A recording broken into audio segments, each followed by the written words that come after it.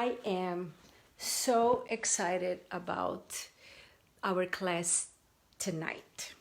We will paint shiny things.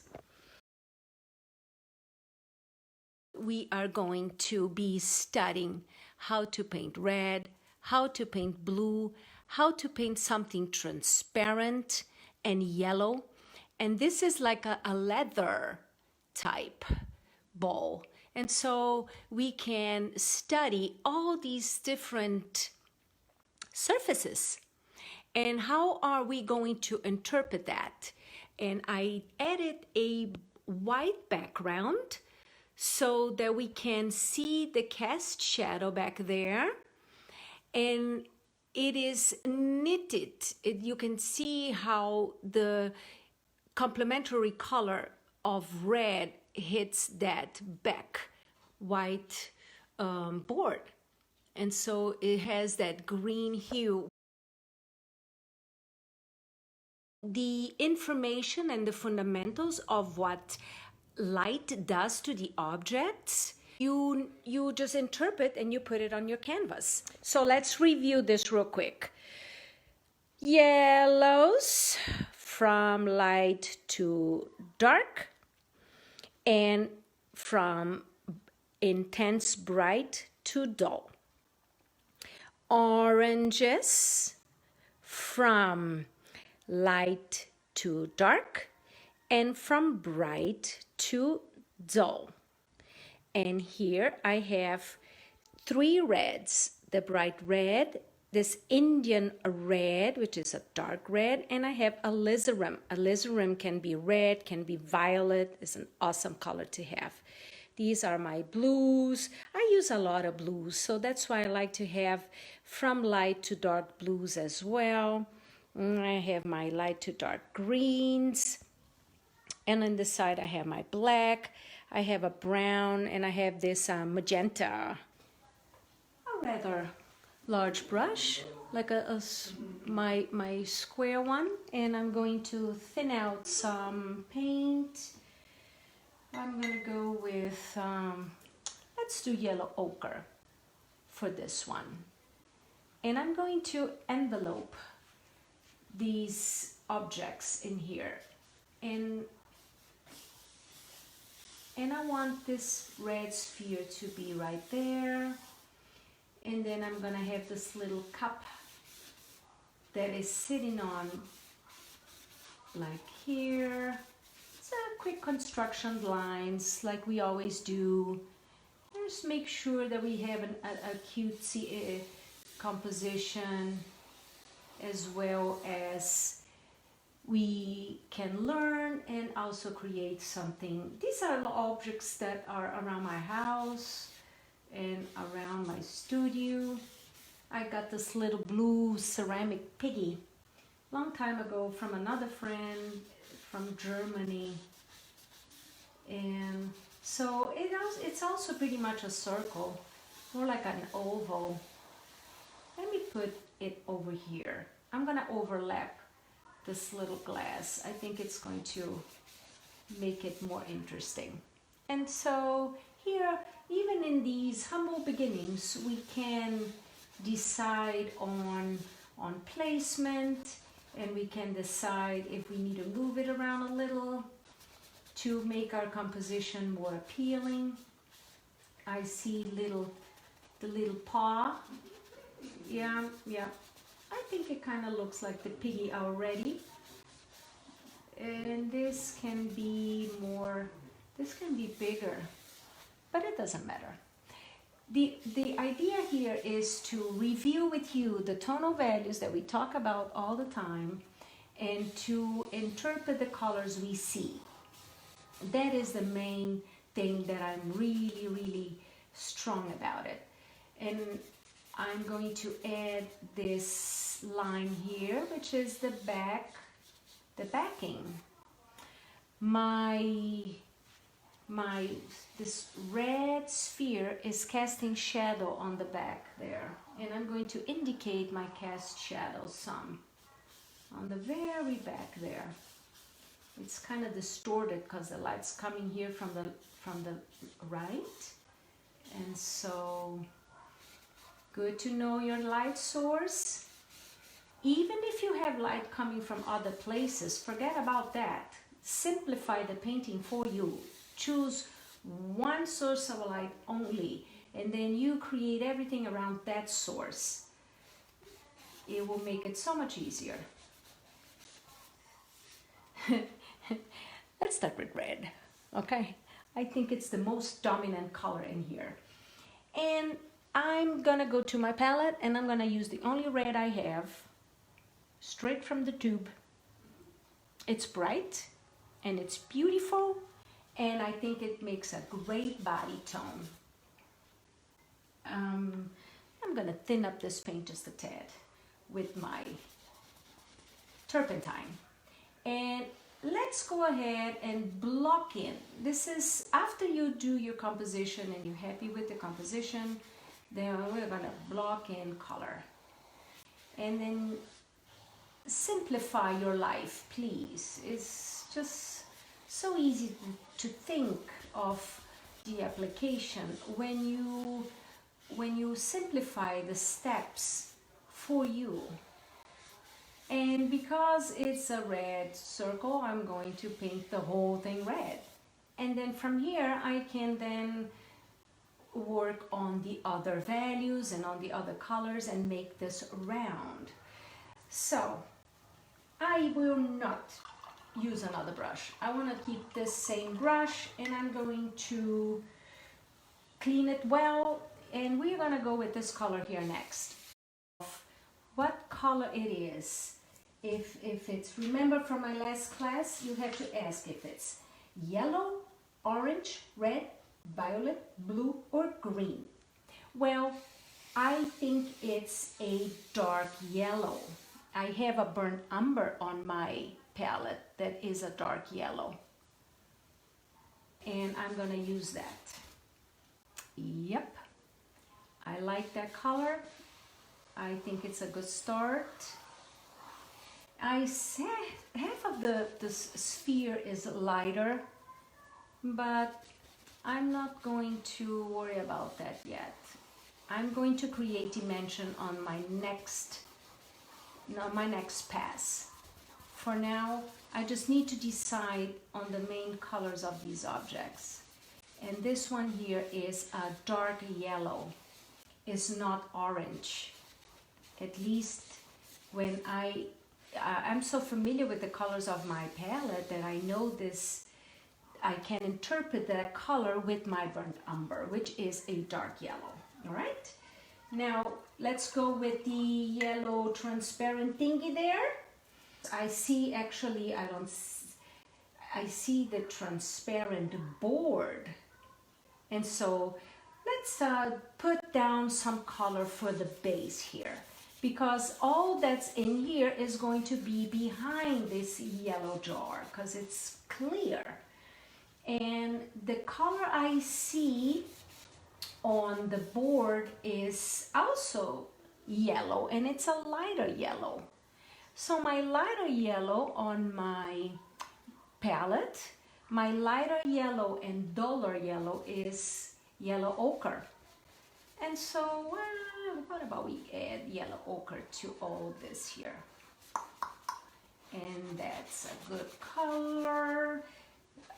Right now, simply adding the color I see, and when I answer the question, what color it is a yellow, yes. Is it light, medium, or dark in comparison to the surrounding? And then another question I have, is it a bright, medium, or dull? And so all these questions are very important to ask for you to choose the right colors. Let me just add this for now in here so that I can add that color that I see back here. And then back here. And I have cast shadow of these guys on my yellow. So for the people that study with me, you know that cast shadows or even shadows are complementaries of the color. The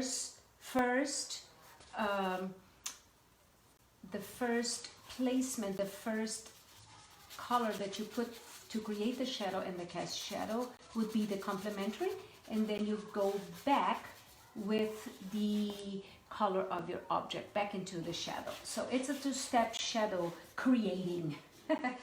And it's an awesome technique to create these very representative shadow color, and plus it's so easy to follow. I see this really bright yellow down here, and that's what I'm gonna add. That's the light reflecting there. I also see this beautiful yellow reflecting there, and then that's the back of the thing, and then we can put a color for the background. Are we gonna keep it white? No. But we can make a really light gray or a really light off-white for this background. And my off-white's going to be white with gray, with black and some yellow ochre, only because I want to be consistent with these other yellows. And so let's add this color here real quick.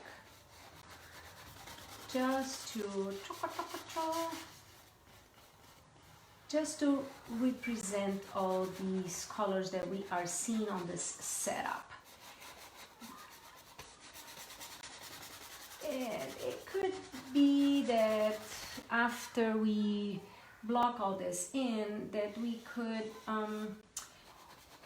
decide that we don't like this color for the background, and it's not doing anything for my painting. But this is not the purpose of our meeting today, is it? No.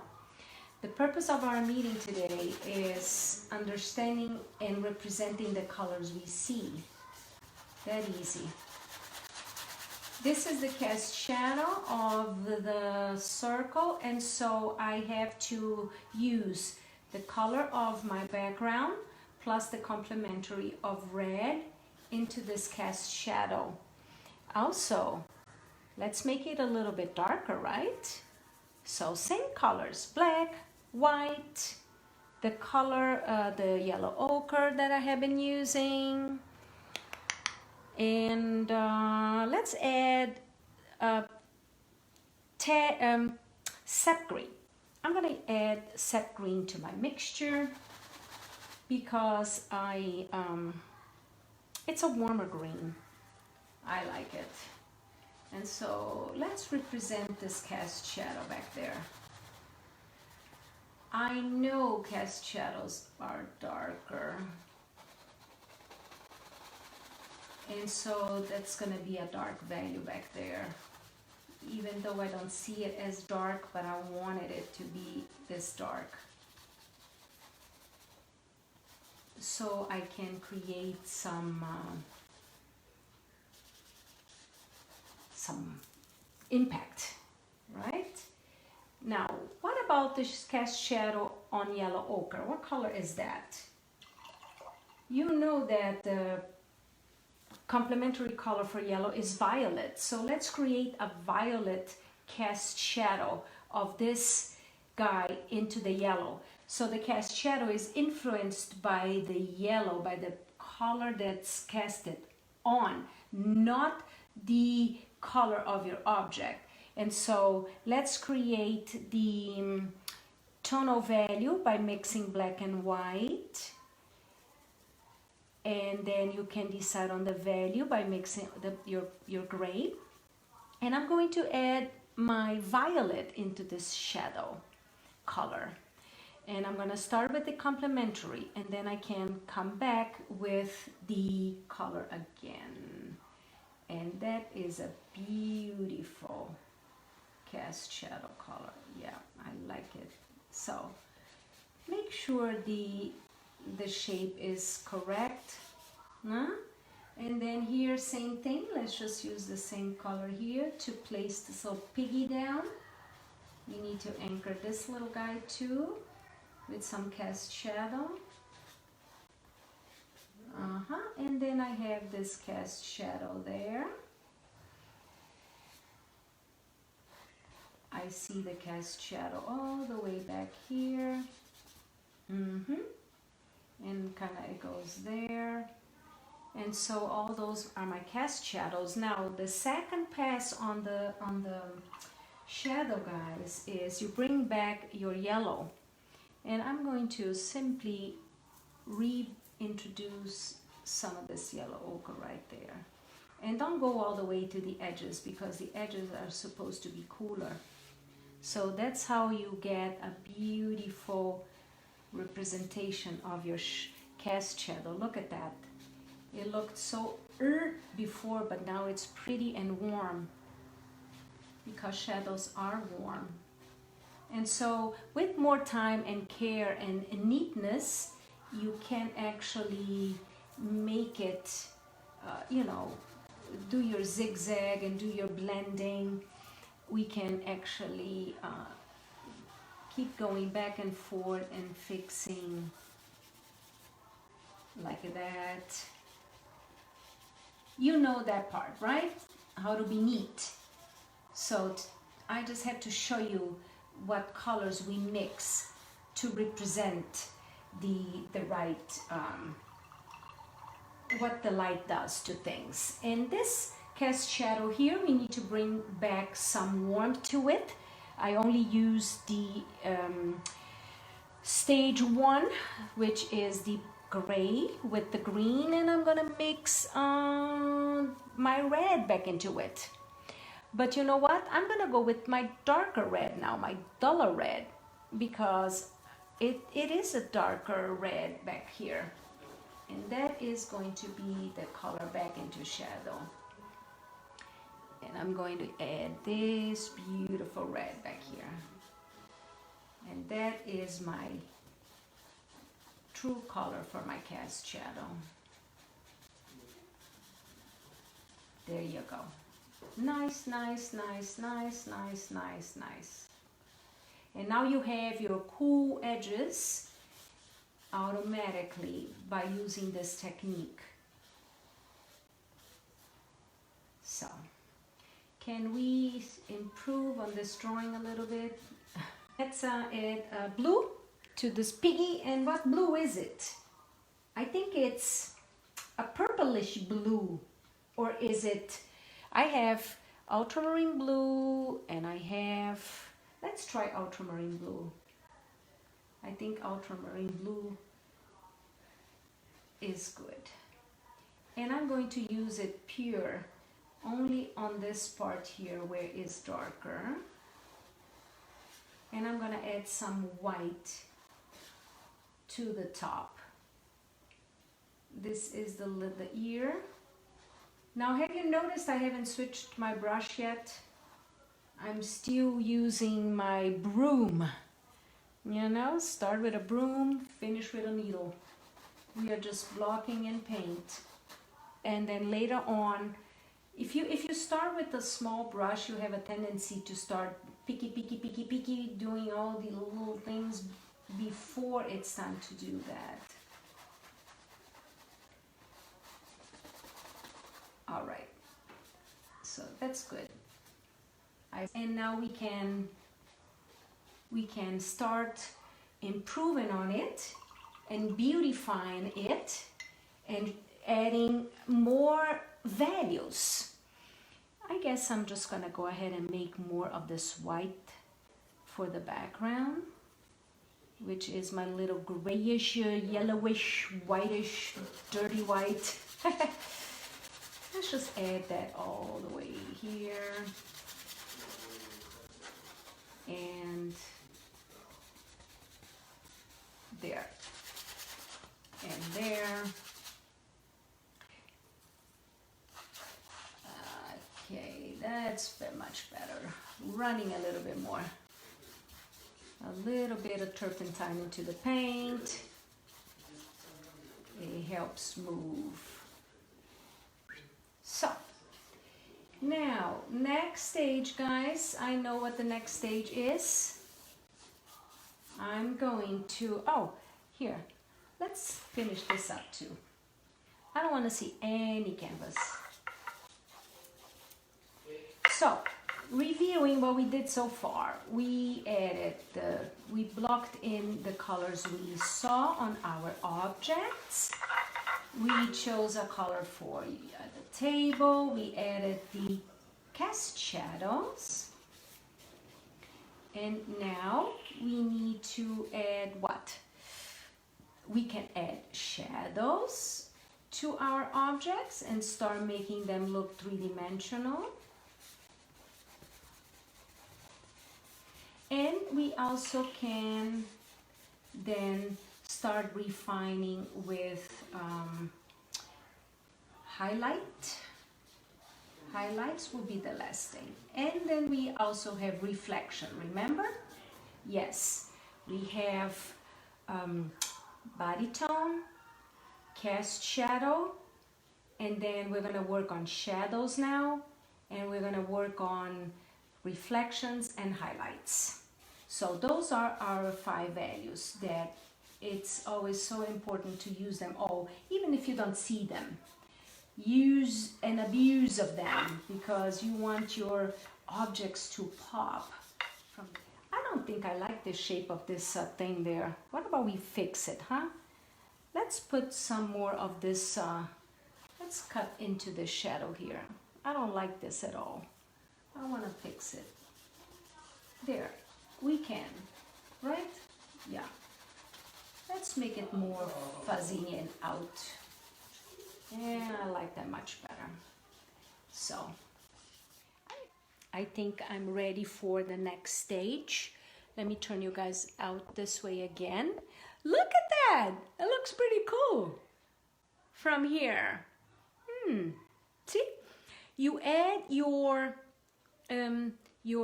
values, you know your colors, and you don't even need to have all the colors I have. If you know your colors and you know the yellows from light to dark, and if you want to use one yellow and put white and dark, you can. As long as you respect the values, then you're in good shape. And values are more important than the color. Trust me on that. Okay, here we go. Let's work a little bit more. So, on this next step, everyone, I'm going to now start refining each one. And I think the red would be the easiest to show you. Well, this one is super easy too. And the blue is super easy as well. And this one is the most easy. Transparent things are so easy because you really only paint the contour. But we'll get to it. You know, my light is coming from the right and my shadow is going to form on the side. A third, but very important. Red is different from everything else that you see me do with the gray and the complementary. Red is already dark, and then you put green on it, and you have the right value and the right color instantly. Going back to my red, let's try to, instead putting the complementary color on the sphere, I want to just darken the red because I want a more colorful sphere. This is like almost like a fantasy sphere. It's not an apple. It's this plastic sphere. So as an artist and knowing the fundamentals and knowing how colors work, I'm going to simply make a dark red by mixing my body tone color red with alizarin. Let's try that. So I'm gonna mix my bright red and alizarin, which is my dark red. And let's see what kind of transition I get. And there you go. This is where my dark area goes. I love this color, love this color. I think it's a good transition, but I can actually,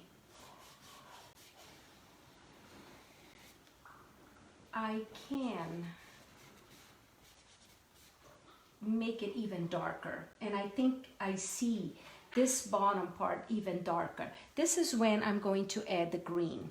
Now I'm going to go ahead and add my Viridium green. The Viridium green is my darkest green. So I need to use Viridium because of the value. I'm working with a dark value, so I cannot put set green into a dark value. I have to go with the darkest that I already have on my canvas. And that is beautiful. Look at this contrast. Yes, nice. So here, yeah, my circle is now crooked. And it's okay, we can fix. Let's go ahead and fix. So I'm gonna come back with this color here and I'm going to create a smooth transition. And I think I'm going to, you know what? Let's fix. I'm gonna wipe this off. Let's get some of this paint off. I messed up on the shade. So, good. Make it, break it, make it again. Don't settle for the mess up. Go back and fix it. Now I have to put back this background color. But because I know what I did before, I can just go back and remix some more of that color. I don't have to be struggling with figuring out what did I do there before. And so I go back into my gray and my green, because that's how I started. And that is my cast shadow color, and it's back in there. And now I go back into my background color, the wall, and I reintroduce that color to the behind the transparent jar. There. Good. So what about we bring this color up some? Alizarin, red and green. I think I'm gonna make it a little bit darker here. Why am I doing this? Because I decided I want more drama. And I'm going to create some area here of where the light is hitting.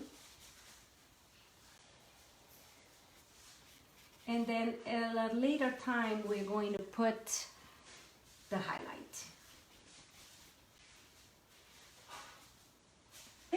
Now let's move into this brown ball. And I see it much darker turning that way. And so I'm going to intensify it now. And I'm going to make this side a lighter, because I actually see it lighter over here. And I'm going to lighten up, this is important, I'm going to lighten up my burnt umber, which is my dark yellow, with a lighter yellow. But they are all dull yellow. So put yellow ochre into your burnt umber. That's how you lighten it up first. And that is a wonderful color to make this lighter area here on the sphere. Is on this side. So let's make the shadow on that side. And this side is dark because of the leather effect. Is not necessarily the shadow, but I think it's representing what I see so well. I'm just gonna leave it like that. If I want to lighten up my yellow ochre more, I'm going to go into a lighter and brighter yellow. And I'm going to lighten my yellow ochre, and I want to add that to this area here, just to make it a little bit lighter. Yep. This is beautiful. Ultramarine blue. I'm going to put some white on it, and just improve on the overall shape up here where the light is hitting. And then I'm gonna add the ears, and the front of the nose is lighter also. Yep. And then I'm just gonna go into the darker blue, and I'm gonna create the transition into the going into the shadow, but we are going to create some shadow color here. It's too blue. And then here is the little leg.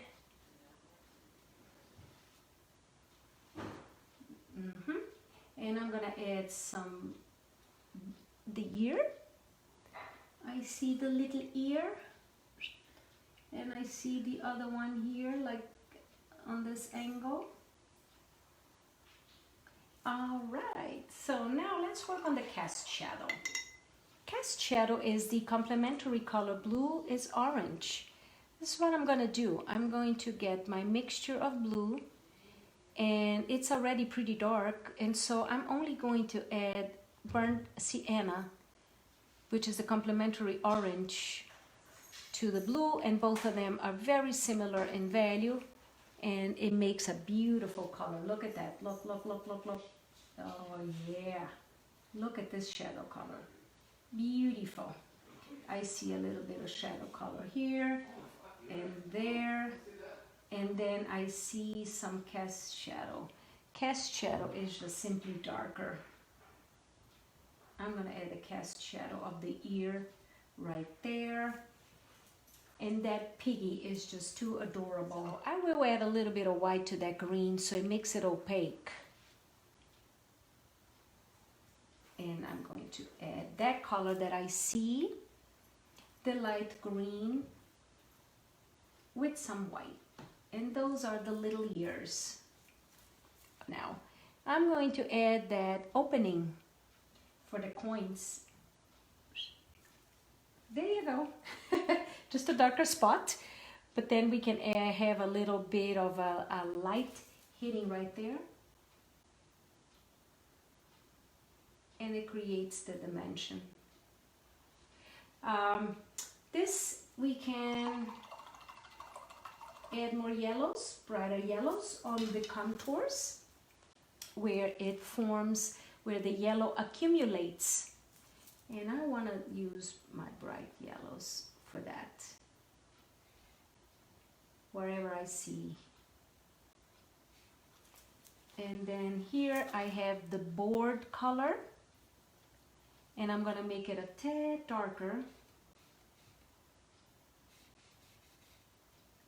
and create the shape of the vase with the color that is appearing on the back. And then I have a shadow down here, which is a dark yellow. What's a dark yellow again? Yes, guys, burnt umber. It's a dark yellow, so let's put that in there. It can be darker. I don't think I loaded my brush correctly, so let's put more burnt umber, and that is a good color. And I also see some streaks of light here, and I see some streaks of light back there. And I see, you know what I see? We can now, we are going to be working very quickly on the highlights and then the reflections, and we should be done with this little painting for today, okay? I know it's already 8:30.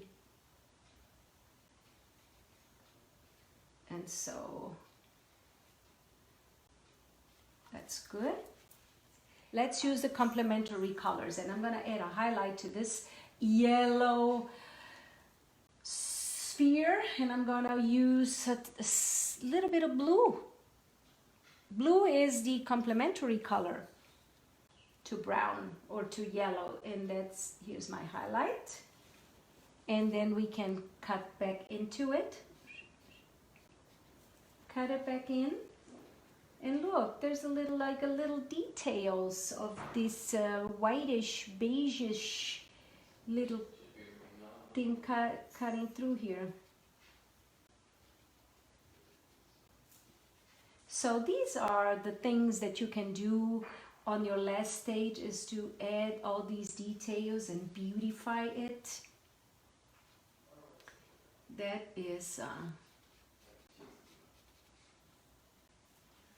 is just so fascinating, right?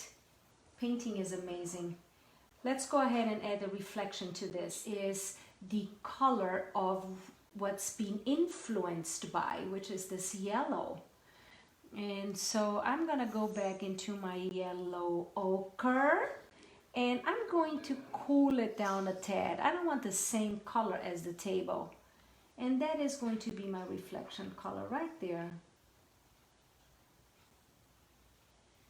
Gorgeous. And after this stage, guys, we have to go back one more time and readdress it and bring in the lighter lights and the darker darks. For example, I could go with an even deeper brown into my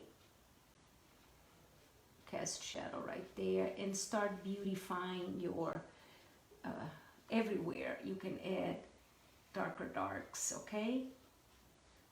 So that would be the final stage, not this one.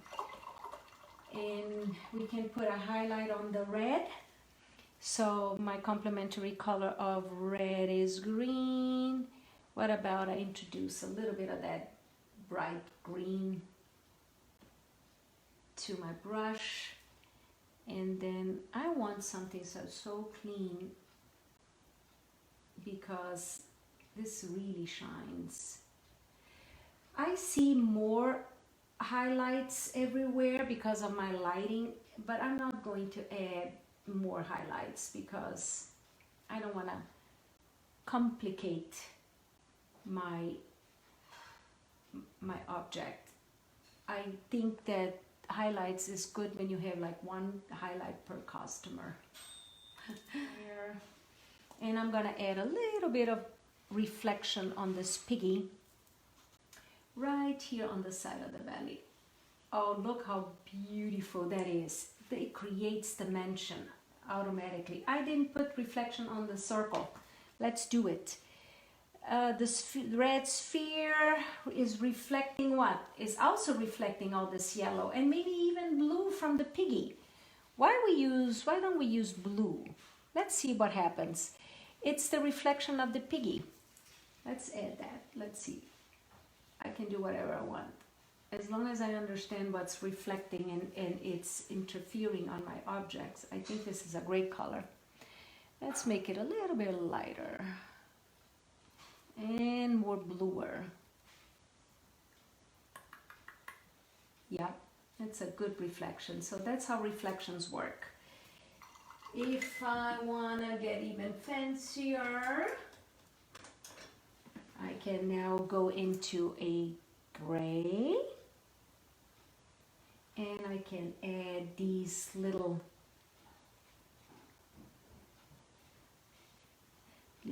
details of this little guy here.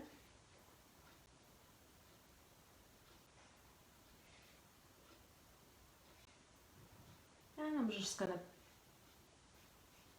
put that there, just a little indication of something. So look at this.